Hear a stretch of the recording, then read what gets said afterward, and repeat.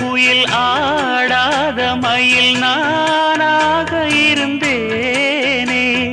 பூவோடு வரும் காற்றாக என்னை நீ சேர தெளிந்தேனே.